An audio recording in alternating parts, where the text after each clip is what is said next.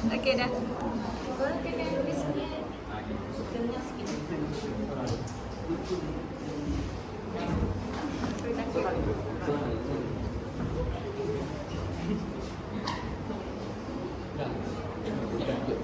Tak nampak.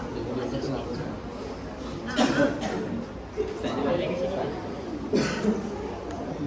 Sini ke? Aku semua tak nampak. Boleh lah? Boleh. Assalamualaikum warahmatullahi taala wabarakatuh. Kami daripada kumpulan B dan ingin sampaikan tajuk konsep etika dan peradaban. Okey, bagi untuk kelas A yang tak kenal lagi, boleh tengok nama kat depan tu. Ini ada Dato' Amsyah, ada Didin kita dan ni Abang Wah kita daripada Kelantan. Saya Ali Uda. Okey. Seterusnya kita berusaha kepada topik yang kita akan lalui semasa kita selepas kami bentang.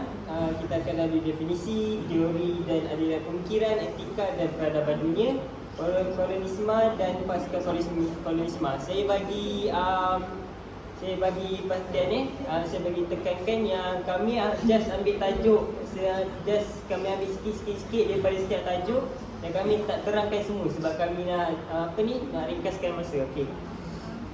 Seterusnya kita boleh proceed kepada definisi.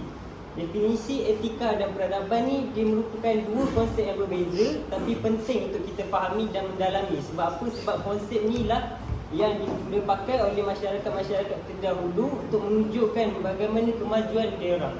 Macam mana dia orang menjadi moden dan macam mana sesebuah negara itu kukuh pada zaman dulu. Okey. Dan juga kami akan ceritakan melalui susu masa dia lah. Daripada masa kolonial dan pasca kolonial. Okey, seterusnya Didin kita pula yang present. Seterusnya teori dan aliran pemikiran. Teori etika. Okey.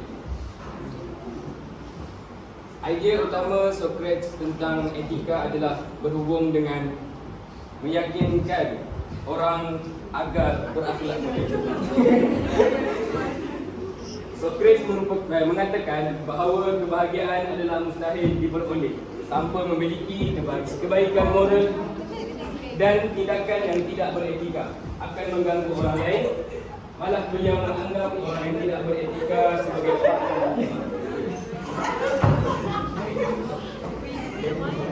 Okey, yang kedua, melihat kebaikan moral agak berbeza daripada Plato dan Socrates, di mana beliau menyatakan bahawa kebaikan moral mempunyai hubungan yang sedikit dengan intelektual tetapi lebih kepada sifat atau personality.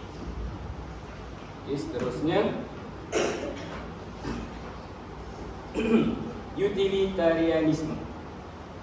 Teori ini merupakan aspek atau kecenderungan aliran konsekutivisme dalam etika teologi. Ia adalah prinsip moral yang menyeru manusia untuk bertindak dengan cara yang memaksimumkan kebaikan. Kebajikan ini terdiri daripada keseronokan atau kegembiraan untuk setiap pihak. Jika sesuatu aktiviti memaksimumkan kebahagiaan, ia dianggap sebagai moral. Mengikut idea ini, akibat atau kesan keputusan selepas ia dibuat menentukan merit moral sesuatu keputusan. Okey. Berdasarkan teori ini, nilai moral sesuatu tindakan ditentukan melalui akibat atau kesan yang terhasil daripada sesuatu keputusan yang diambil. Okey, tadi utilitarianisme kan? Sekarang universalisme. Apa maksud dia? Okay. Baca sendiri. Ialah pendirian meta-etika yang menegaskan bahawa terdapat kod etika sejagat yang terpakai kepada semua orang tanpa mengira budaya, etnik, jantina, agama, kewarganegaraan, orientasi atau ciri-ciri yang lain. Seterusnya, beberapa orang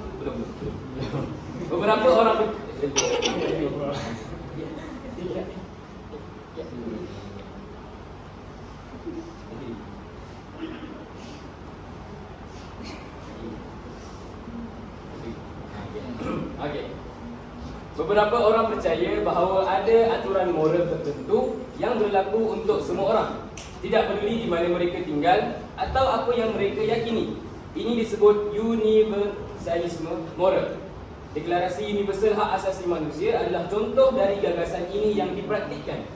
Ini berbeda dengan nihilisme moral atau relativisme moral, yang berarti tidak ada aturan moral universal dan benar atau salah, tergantung kepada keyakinan dan pendapat individu.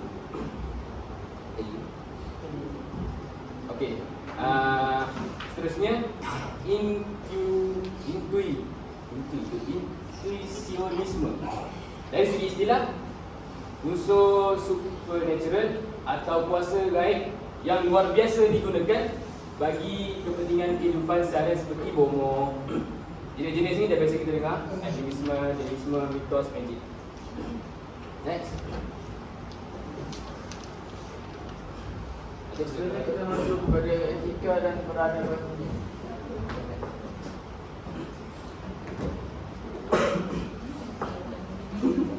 Jadi kita masuk kepada susun masa. Pada zaman pra-kolonial, fokus utamanya ialah idea dan pergerakan amalan etika dan peradaban ini. Seterusnya, fokus kedua, etika dan peradaban dalam konteks sejarah pemikiran Eropah. Kemudian impak kefahaman dan amalan konsep etika yang disemai dalam zaman kolonial dan pasca kolonial di luar Eropah. Seterusnya perkembangan sejarah alam Melayu. Yang pertama, pada zaman prasejarah, iaitu macam yang kita belajar waktu form 1 dulu, zaman Paleolitik, zaman Mesolitik, Neolitik, zaman logam. Kemudian zaman proto-sejarah, kewujudan kerajaan purba, Angkasuka, Kedah Tua, Gangga Negara, Cintu, Lo Yue, Tantan. Zaman persejarahan, kewujudan kerajaan keturunan Melayu Melaka, macam kita belajar waktu Sulam Menengah dulu. Bermula pembentukan masyarakat kepelbagaian, perdagangan, kerajaan kuasa penjajah. Kemudian zaman sejarah moden, iaitu Merdeka tahun 1957. Perpaduan penyatuan ke arah pembinaan negara bangsa Malaysia. Kerajaan sejarah Enlightenment, pemikiran Eropah. Yang pertama ialah dikaitkan dengan zaman gelap atau dikenali sebagai The Dark Ages, yang merupakan zaman kejatuhan Eropah yang memaparkan berlakunya kebuluran, peperangan dan penyakit seperti wabak. Zaman ini juga mengalami kemerosotan dalam taraf hidup, bidang pendidikan, sistem perbandaran, perdagangan pusat dan pentadbiran. Yang kedua ialah dikaitkan dengan zaman kebangkitan, iaitu bila tersebarnya idea mereka tentang rasionalisme, maka muncullah zaman pencerahan atau dikenali sebagai the age of reason, zaman kewarasan.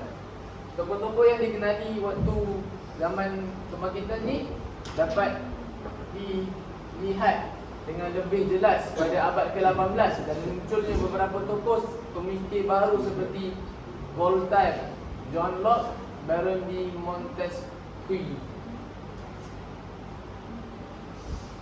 Kemudian Enlightenment juga dikaitkan dengan perkembangan pendidikan, keteguhan terhadap kepercayaan, kebijaksanaan, kesedaran, kebudayaan, kefahaman dan penyinaran.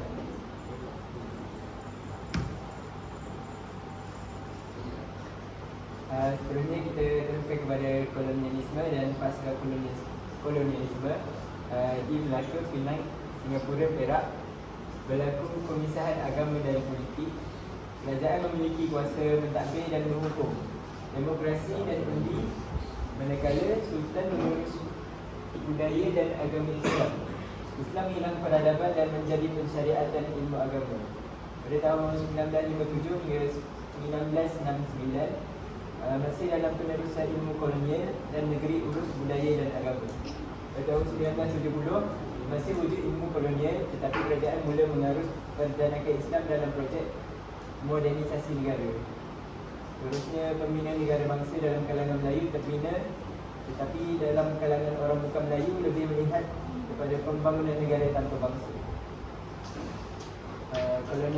kolonialisme merupakan pembentukan sebuah koloni oleh kuasa kolonialisme yang lebih besar dan kuat. Contohnya kewujudan perkahwinan campur di antara masyarakat tempatan dan penjajah.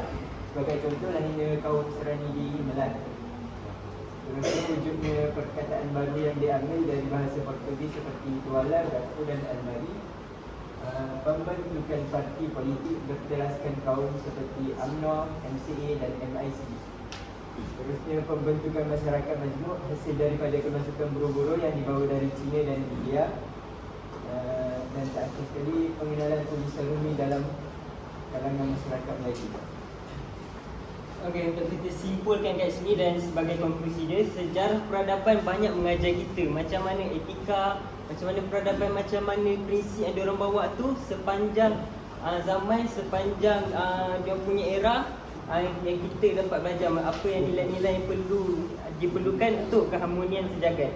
Dan nak pandang daripada segi agama juga, Islam ni adalah agama yang syumul dan dia menyeluruh serta membawa satu prinsip dalam peribadi yang menjaga kesejahteraan sesebuah negara. Okey, itu sahaja daripada kami. Dihulukan lafaz perhargaan saat akhir pembentangan. Meski nukilan lara tidak pernah berhenti berduka, namun Rikmanan yang kasih diterbitkan hanya untuk si dia akan tetap merindu untuknya.